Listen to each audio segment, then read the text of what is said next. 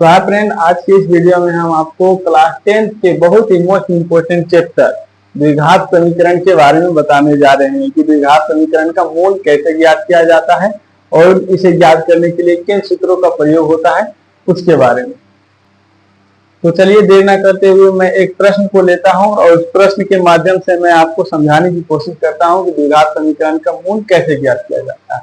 तो क्वेश्चन इस प्रकार है कि द्विघात समीकरण x² प्लस 5x प्लस 6 बराबर 0 का मूल ज्ञात कीजिए, अर्थात x का मान कितना होगा ये हमें ज्ञात करने के लिए कहा जा रहा है।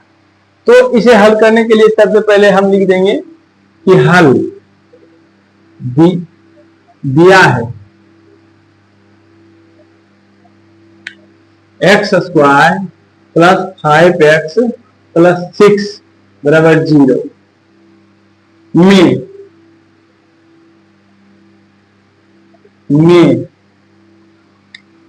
यहां कुछ नहीं है तो एक है, यहां पर कुछ नहीं है तो एक हम लोग मानेंगे। ये होता है a हमारा और ये होता है b और ये होता है c। ठीक है, तो यहां से हमें a b और c का मान पता चल गया, अर्थात यहां a बराबर 1 है, b बराबर 5 है और c बराबर 6 है। ठीक है, तो द्विघात समीकरण का मूल ज्ञात करने के लिए एक फॉर्मूला होता है विवेचक, जिसे द्वितर भी कहते हैं। ठीक है, इसे d द्वारा सूचित किया जाता है। तो द्विघात समीकरण के मूल को ज्ञात करने के लिए विवेचक बराबर सूत्र होता है, अर्थात हम लिखेंगे विवेचक विवेचक विवेचक बराबर सूत्र, अर्थात d बराबर क्या होता है, d² माइनस 4ac इसका सूत्र होता है। अर्थात द्विघात समीकरण के मूल ज्ञात करने के लिए x का मान ज्ञात करने के लिए एक सूत्र होता है d बराबर क्या होता है, b² माइनस 4ac। ठीक है, तो सबसे पहले हम abc का मान रखकर d का मान निकाल लेते हैं कि d का मान क्या आता है। तो d बराबर d का मान कितना दिया हुआ है, 5 दिया हुआ है, तो d का मान 5 रख दूंगा, घटा 4 लिख देते हैं। इसका मतलब हुआ इंटू, इसका मतलब हुआ इंटू इंटू मतलब गुना, तो a का मान कितना दे दिया है 1, तो 1 हम लोग यहाँ लिखेंगे और गुना c का मान कितना दे दिया है 6, तो 6 लिख देंगे। अब d लिख देंगे, d बराबर 5 का स्क्वायर हो जाता है 25, 5 गुना अर्थात 5 गुना 5 करेंगे तो आएगा 25। ठीक है, तो उसके बाद 6 4 गुना 1 गुना 6 करेंगे तो 6 चौका 24 आ जाएगा।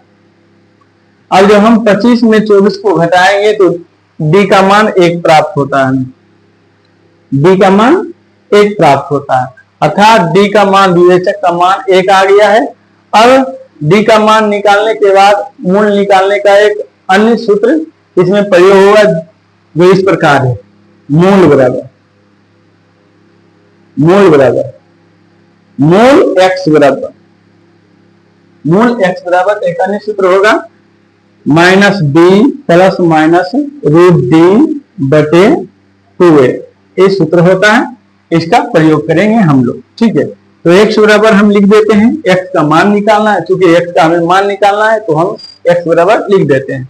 तो x बराबर क्या होता है, माइनस लिख देते हैं, d का मान कितना दे दिया है तो d का मान 5 है, 5 रख देंगे हम लोग, प्लस माइनस d का मान कितना है, d का मान कितना आया 1, तो d का मान हम लोग 1 रख देंगे। ठीक है, अर्थात यहाँ से 1 का वर्गमूल निकालना पड़ेगा हमें, बटे 2 इंटू मतलब गुना हुआ तो गुना में लिख देता हूं, और a का मान कितना 1, तो 1 यहाँ हम पुट करते हैं।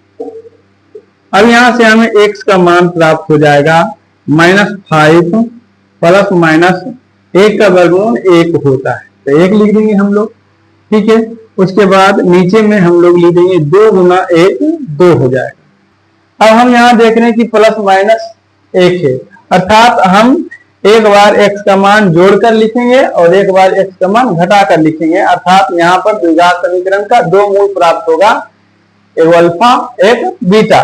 तो इसके लिए मैं क्या करूंगा, सबसे पहले x का मान निकालने के लिए हम एक बार जोड़ देते हैं पहले, तो -5 और प्लस, पहले ऊपर वाला चिन्ह को लेते हैं तो +1 बाय क्या हो जाएगा 2, नीचे में क्या हो जाएगा 2।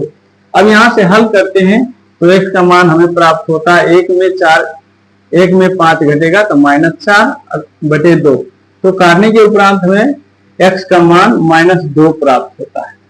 पुनः x का मान निकालने के लिए हम एक बार घटाएंगे तो यहाँ x बराबर लिखेंगे -5, यहाँ माइनस है, अभी माइनस लेंगे तो माइनस यहाँ लिख देते हैं, और 1 है तो 1 लिख देते हैं, और बटे में क्या है 2 तो 2 लिख देते हैं।